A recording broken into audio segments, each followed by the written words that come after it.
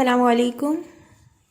Welcome to my beautiful people in our calligraphy and art family. आज हमारी next class है और आज की क्लास में हम लिखना सीखेंगे जीम।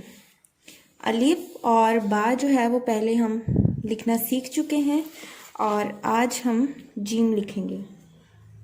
तो जैसे मैंने आपको पहले भी बताया कि हम मॉडर्न जो है वो सीख रहे हैं, तो इसमें हम काफ़ी जो वेरिएशन है उसके साथ सीख रहे हैं।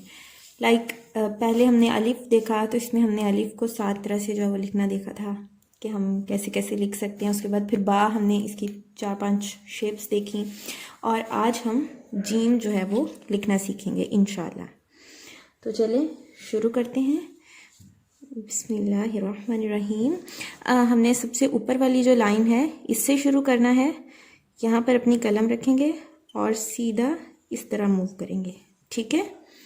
अब यहाँ पे रख के कलम को वापस मूव करना है इस तरह, ठीक है।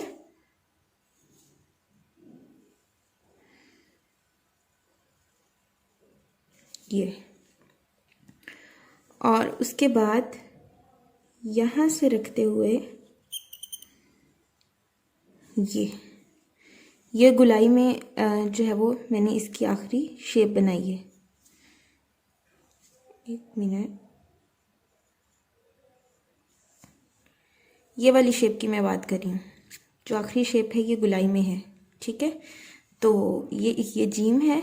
और एक चीज़ की आप देख लें कि ये जो इसकी है ये वाली पोजीशन, अगर इसको आप नीचे को लाइन को बढ़ाएं तो ये जो गुलाई है ये इस लाइन से पीछे नहीं है, तो ये आपने भी पीछे नहीं करनी। यही इसी जीम की खूबसूरती है कि आप इसको प्रॉपर एक शेप में जो है वो लिखें। और इसकी जो ऊपर वाली है चौड़ाई वो तकरीबन 4 नुकात जो है वो आप रख सकते हैं, ठीक है।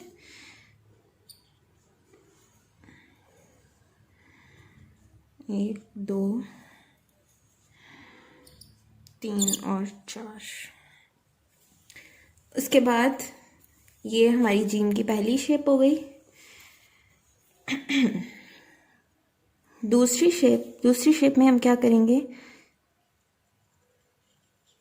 ये हमने एक सीधी जो है इसकी फर्स्ट स्ट्रोक लिया और ये तकरीबन 2 नुकात के बराबर होगा। उसके बाद यहाँ पर हमने अपनी कलम रख के यूं, ठीक है।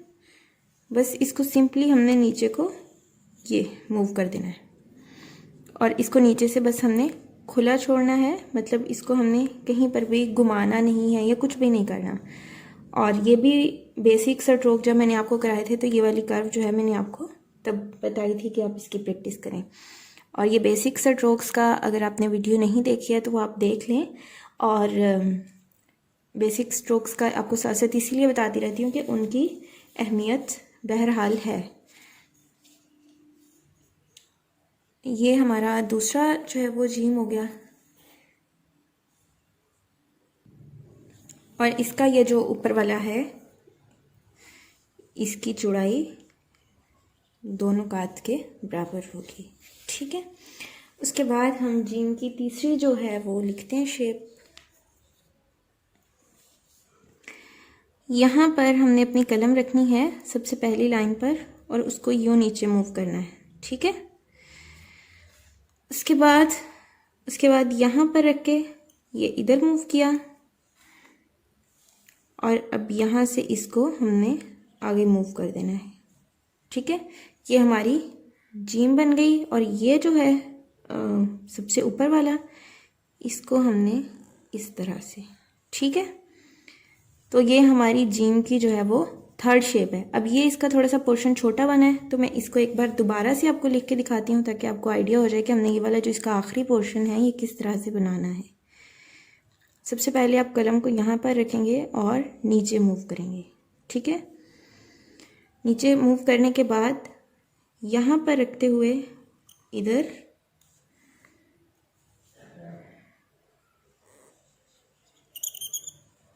और ये, ठीक है। और ये जो ऊपर वाला है इसका है वो इस तरह से बारीकी के साथ कर्व बना देनी है बस ये। तो ये हमारी जो है वो जीम बन गई, जीम की थर्ड शेप। ओके, अब जीम की जो है वो फोर्थ शेप हम बनाएंगे। और उसके लिए हम जिस तरह ये हमने सबसे पहले एक स्ट्रेट लाइन लगाई थी, इसी तरह से एक स्ट्रेट लाइन लगा लेंगे। इसको आप फर्स्ट स्ट्रोक भी कह सकते हैं। उसके बाद यहाँ से हम कलम रखते हुए अपनी वापस यहाँ पर आएंगे, पहली लाइन पर इसके।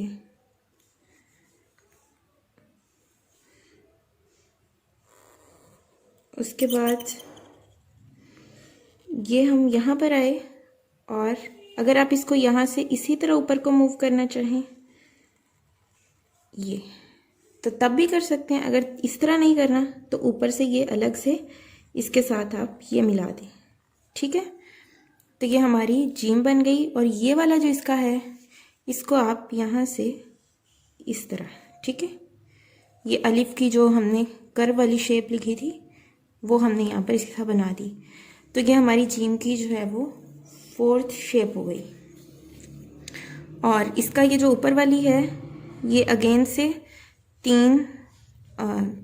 4 नुकात के बराबर होगी।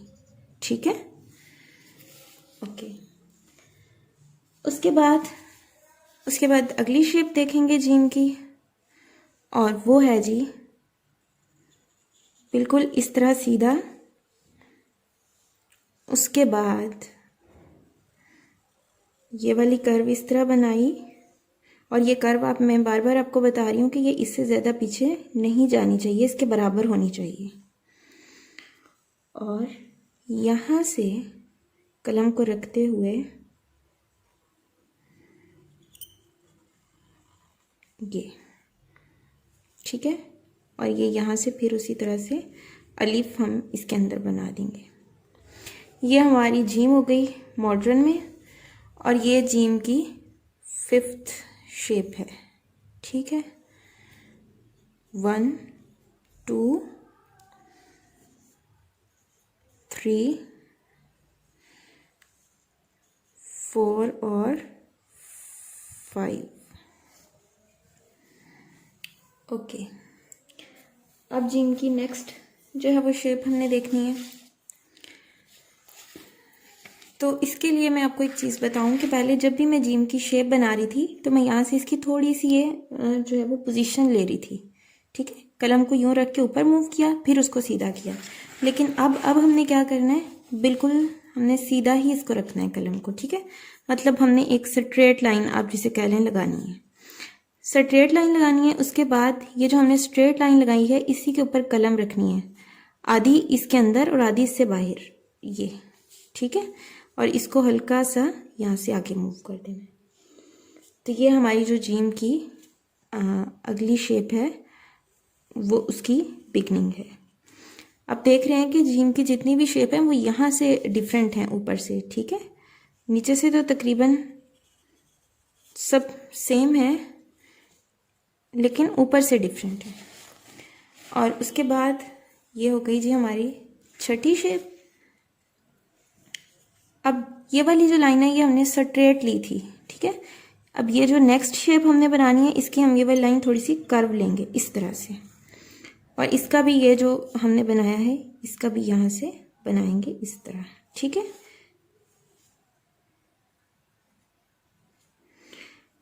अब ये अगेन से हम कर्व बनाएंगे यहाँ से,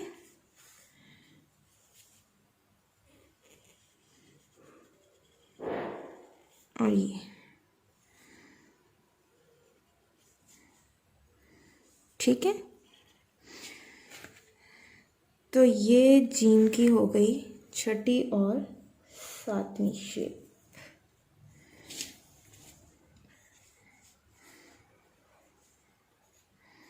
ओके, अब आपने देखा है कि जितनी हमने जीम की शेप्स बनाई हैं इनमें हमने जीम की जो आखिरी पोजीशन है इसको राउंड रखा है। अब जो हम शेप बनाएंगे उसमें जीम की जो आखिरी ये पोजीशन है, ये आखिरी जो स्ट्रोक है ये स्ट्रेट बनाएंगे।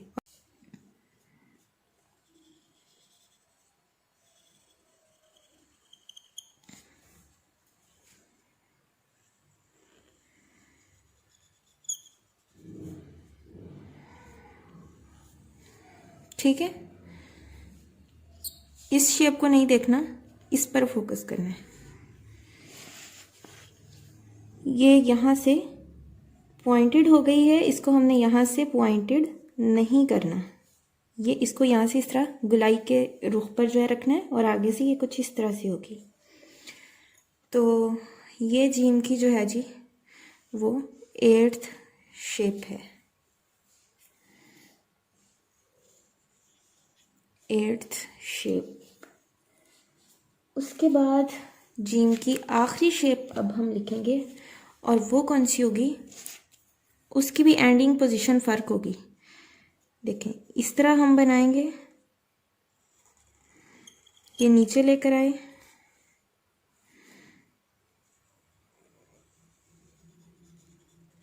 ये यहाँ से हमने इसको गोल किया और अब हमने क्या करना है, यहाँ पे अपनी कलम रखनी है और ये इस तरह बैक। ओके, तो ये जीम की 9th शेप हो गई।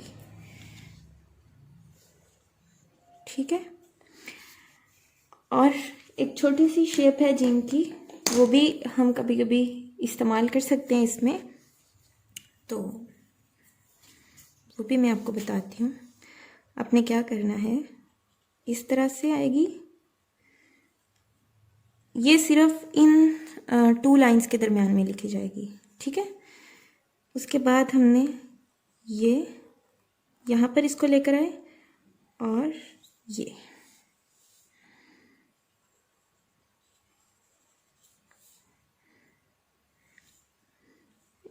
जो है ये जीम की एक छोटी सी शेप है, तो सोचा कि आपको ये भी मैं बता दूँ। तो अल्हम्दुलिल्लाह अब हम जीम की जो है वो 10 डिफरेंट वेरिएशंस देख चुके हैं। तो इन सब की आपने अच्छे से प्रैक्टिस करनी है और एक बार फिर जहन में रहे कि ये क्योंकि मॉडर्न जो है वो कोर्स है, तो इसमें हम मॉडर्न वर्क पर फोकस कर रहे हैं और इसीलिए इसमें हम इतनी जो है वो वैरायटी पढ़ रहे हैं शेप्स की।